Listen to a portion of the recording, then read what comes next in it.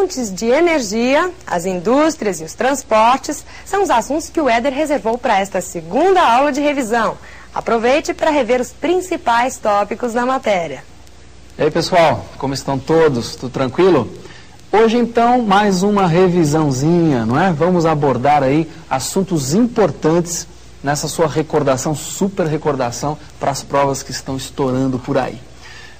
Hoje abordaremos vários assuntos, rapidamente, só para você recordar o essencial de cada um desses assuntos. Muito bem. O primeiro deles, que é um assunto que sempre cai muito em prova, é sobre o consumo de energia no Brasil. O Brasil, como todo país, consome muita energia, né? O nível de desenvolvimento de um país está diretamente relacionado ao nível de consumo de energia desse país, vocês sabem disso. O Brasil teve nos últimos anos, nas últimas décadas, uma modificação muito grande na sua estrutura de consumo de energia. Então vamos recordar como foi essa modificação olhando essa imagem aqui. Veja esse gráfico, olha comigo. Evolução do consumo de energia primária, então, em porcentagem. Então o que você vai notar? Eu peguei aqui do início dos anos 70 até final dos anos 80. Que é o período onde ocorreu as maiores transformações. Dos anos 80 para cá, né, para o final dos anos 90, a coisa mais ou menos se manteve. Então deixa eu te mostrar que grande modificação ocorreu. Lembra comigo, olha bem, ó. Antes dos anos 70, a fonte mais consumida de energia era a lenha, que é um tipo de energia de biomassas. Lenha e cana-de-açúcar, né, usada para fazer álcool, principalmente no Brasil, são energias de biomassa. Então tá aqui, ó. A lenha era a mais usada. Foi diminuindo o consumo de lenha, ao mesmo tempo que foi crescendo o consumo de hidroeletricidade. Está observando aqui? Ora, por que está acontecendo isso? Acontece que o Brasil está urbanizando, a população brasileira está se urbanizando. Então é natural que o consumo de lenha, muito mais utilizada no meio rural, tenda a diminuir. E a eletricidade vai aumentando, o Brasil vai se eletrificando, né? Então vai aumentando o consumo de eletricidade. O curioso é, não sei se você conseguiu observar no gráfico, eu não chamei sua atenção para isso, mas vou mostrar ele de novo para você, o que aconteceu com o petróleo. Então a lenha despencando, o petróleo, a hidrelétrica aumentando e o petróleo, olha de novo o gráfico, veja. O petróleo que passou os anos 70 inteirinho sendo a fonte mais consumida no Brasil, começa a diminuir seu consumo, né, percentual, né, em relação às outras fontes, começa a diminuir nos anos 80. Você vê que essa diminuição aqui ó, é a partir do final dos anos 70, 79 para frente, a curva do petróleo despenca. E a hidroeletricidade vai encostando nela lá. Ao mesmo tempo, você vai notar que o consumo de cana-de-açúcar também está aumentando um pouquinho. Lenha despencando, hidroeletricidade aumentando, petróleo diminuindo. Né? Então, essa é a grande modificação que ocorreu aí na estrutura de consumo. A lenha era o mais consumido antes, não é? Antes dos anos 70, depois o petróleo é a fonte mais consumida, e o petróleo começa a cair, hidrelétrica aumentando e cana aumentando. A cana está aumentando por quê? Está aumentando porque estamos fazendo álcool com ela, a energia de biomassa para produzir álcool, para os automóveis, é o pró-álcool. Cresce a lenha. Cresce a biomassa. A lenha caindo, porque está urbanizando a população, está eletrificando o país, hidroeletricidade aumentando, petróleo caindo. Nos anos 90, o que vai acontecer? O consumo de álcool fica um pouquinho superior ao de lenha, agora isso é muito recente, e o consumo de hidroeletricidade fica superior ao de petróleo. Né? Quer dizer, se a gente atualizar um pouquinho esse gráfico que você viu, hoje a fonte energética mais consumida no Brasil é a energia hidrelétrica, seguida do petróleo. A terceira é a biomassa, na forma de lenha e na forma de álcool, principalmente, que são as duas formas de biomassa que a gente mais utiliza. E o carvão é a fonte menos utilizada no Brasil. Tá legal? Então esse é um item importante para você recordar. Outro assunto importante para você recordar é esse aqui, ó. Dá uma olhadinha na figura comigo. Veja lá. Ó. O Brasil industrial. E uma das coisas mais importantes sobre o Brasil industrial é lembrar a distribuição das indústrias brasileiras. Né? Como elas se distribuem no território. Então o que você vai notar? A área de maior concentração industrial está mais clarinho e essas concentrações não tão grandes estão mais escuro. Então, cadê a área de maior concentração industrial?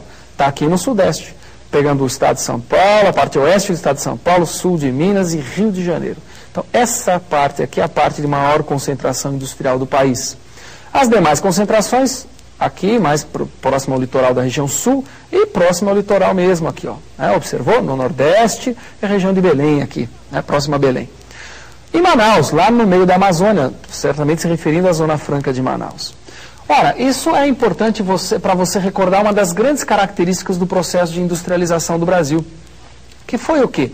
O país tem como uma grande característica a concentração espacial da atividade industrial, tanto do ponto de vista regional quanto do ponto de vista estadual. Não é? O que eu estou querendo dizer?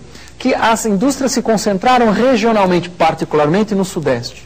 E dentro do Sudeste elas se concentraram principalmente em São Paulo e Rio de Janeiro, mais em São Paulo. Muito bem. E dentro do estado de São Paulo também está concentrada, mais próxima à área metropolitana de São Paulo. Claro que existe hoje um processo de desconcentração industrial. Você tem um processo, né, de industrialização do interior, particularmente do Sudeste, até crescendo num ritmo maior do que a industrialização das áreas metropolitanas. Então hoje tem uma descentralização, mas o processo foi todo de concentração. Muito bom? E para outros estados também, né? Você tem áreas que concentram indústrias e áreas que são vazios industriais. Muito bem, recordou isso? Então um dado importante, né, também para a sua revisãozinha aí, a distribuição da atividade industrial no Brasil. E no mundo, né? Sempre cai pergunta assim, você tem que ter uma ideia de como a indústria, onde a indústria está concentrada nos países mais importantes do mundo. Isso é sempre bom recordar. E o Papal recordará isso com vocês. Próxima, dê uma olhadinha aqui. Próximo item a ser recordado. Transporte. Transporte brasileiro. Carga e descarga segundo o tipo de transporte. Eu estou comparando rodoviário, ferroviário e hidroviário. O que você vai notar? A essência dessa tabela é mostrar para você o seguinte: se você prestar atenção no Brasil e olhar essa primeira coluna aqui, que é a porcentagem de transporte rodoviário, o Brasil está usando aqui mais da metade dos transportes de sua carga feito por rodovia. Olha os demais países dessa tabela. Tudo menos do que 50%, bem menos em alguns casos. Eles usam muita ferrovia e o Brasil pouca ferrovia. Alguns usam muita hidrovia, particularmente o caso japonês, né? Claro, um arquipélago tem que usar muita hidrovia. E o Brasil, pouca hidrovia. Então, veja bem, o que é importante para você tirar daqui, então, recordar é que na estrutura de transporte, o transporte rodoviário é o mais utilizado no Brasil. E isso é fruto de sucessivas políticas rodoviaristas adotadas no Brasil, de ênfase total ao transporte rodoviário. Isso vem desde quando? Vem desde o governo JK, desde o Juscelino, que foi no governo dele que se implementou no Brasil a indústria automobilística. De lá para cá, ênfase quase que total no transporte rodoviário, não dá outra. A estrutura de transporte reflete essa política. Muito bem? Um detalhezinho quanto às rodovias, né, que às vezes tem caído em prova. Dê uma olhadinha nessa figura aqui, olha aqui, ó. Lembre-se que o traçado das rodovias brasileiras, né, por onde se faz a maior parte do transporte de carga do Brasil, é um traçado complexo, né? Você fala, não, mas eu noto que tem uma densidade maior de rodovias mais por essa região e menor na área amazônica, sem dúvida nenhuma, né?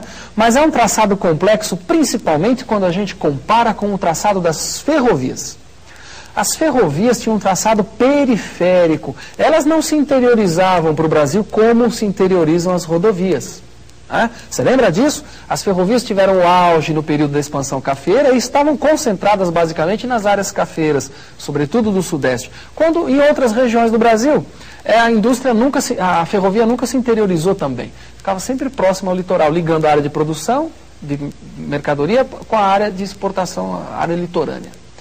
Agora, as rodovias já é outra história. Elas foram construídas, entre outras funções, né, com o objetivo de integrar o território brasileiro, fazer a integração territorial do país. Por isso que elas têm um traçado mais complexo do que o ferroviário. Mais um item, então, para a gente recordar importante, que tem a ver com transporte, né, são os corredores de exportação. Dê uma olhadinha na figura, veja lá. Corredores de exportação. Eu estou mostrando para você aqui 4 grandes corredores de exportação. Não são os únicos do Brasil, mas são os 4 mais movimentados do Brasil. Então, recordando rapidamente, o de Vitória, Tubarão, no Espírito Santo, o de Santos, em São Paulo, o de Paranaguá, no Paraná, e do Rio Grande, no Rio Grande do Sul. Ora, o que são esses corredores de exportação? É que nos anos 70 para os anos 80, o Brasil, com aquela política do exportar é o que importa, que eu comentei com vocês na nossa aula de comércio exterior, o Brasil investiu nos corredores de exportação. O que é? O que vem a ser o corredor de exportação? É um sistema de transporte integrado, que se chama hoje, é comum se usar a palavra intermodal. intermodal, que usa vários modos de transporte, vários tipos de transporte, principalmente ferrovia, hidrovia e rodovia. Quer dizer, se integra, né? Essas vias de transporte, elas são integradas para dinamizar a exportação. Os portos foram aparelhados, esses que eu mostrei para vocês, né? Para dinamizar a exportação. Muito bom. Quando eu falo aparelhar o porto, significa equipá-lo, né? Se é um porto especializado em grãos, equipar esse porto com silos, que são os armazéns para grãos. Se é um porto especializado em carne, colocar frigorífico nesses portos, quer dizer, equipar o porto para que se propicie uma agilização no processo de exportação. Então esses corredores foram dinamizados nos anos 80, início dos anos 80. Só que de lá para cá, o investimento nesses corredores não foi lá tão grande. Hoje eles passam por um processo de deterioração relativamente grande. Dê uma olhadinha de novo na figura, veja comigo, olha lá. De Vitória a Tubarão, o de Santos, o de Paranaguá e o do Rio Grande, né? Então esses são muito cobrados em prova. Agora cuidado, eles não são os únicos, tem outros corredores importantes. O de Carajás é importante, é um grande corredor de exportação. E tem um que foi inaugurado recentemente, há 2 anos, faz muito pouco tempo, que é o corredor da soja. Esse corredor, ele sai de Mato Grosso, vai de caminhão até Rondônia, de lá pega o Rio Madeira, e o Rio Madeira vai até o Amazonas e de lá para o mercado internacional. Então, é o único corredor de exportação brasileiro que usa, na maior parte do percurso, usa hidrovia. Nenhum desses que eu mostrei para você usa significativamente hidrovia. Agora, esse da soja pela Amazônia usa. Sai de Mato Grosso, vai para Rondônia, Rio Madeira, Rio Amazonas e aí mercado internacional. É um dos mais recentes corredores de exportação do Brasil. Então, pode cair na prova. Já caiu, pode cair de novo. Tá bem? Foi inaugurado em 97, provavelmente, se não me engano, 97. Tá bem? Muito bom. Hoje, então, o que nós fizemos? Estamos recordamos 4 assuntos relativamente importantes. Falamos do comércio de energia, da estrutura de consumo de energia, né? Lembrar que hoje a hidrelétrica é a fonte mais consumida no Brasil, mais que o petróleo. Essa estrutura sofreu muitas modificações. Falamos da distribuição industrial, da distribuição da indústria no Brasil, né? Que ela teve um processo de concentração, uma das suas grandes características, a concentração espacial. Falamos da estrutura de transporte, que tem a ver tudo com o desenvolvimento industrial brasileiro, né? A partir do momento que vem a indústria automobilística para o Brasil, a ênfase começa a ser dada ao transporte rodoviário. E hoje, a maior parte da carga brasileira vai por rodovias. E recordamos o traçado das rodovias, que é muito mais complexo, né, do que o traçado ferroviário, por exemplo, porque as rodovias foram feitas para integrar o território, e as ferrovias não. E por último, pegando essa linha do transporte, recordei com você os corredores de exportação. Mostrei os 4 que mais caem nos vestibulares e relembrei você o mais recente corredor de exportação inaugurado no final dos anos 90. Muito bom? Então esses assuntos são importantes. Se puder ler um pouquinho mais sobre eles, faça isso, que numa das suas provinhas eles vão estar lá. Um grande abraço para você.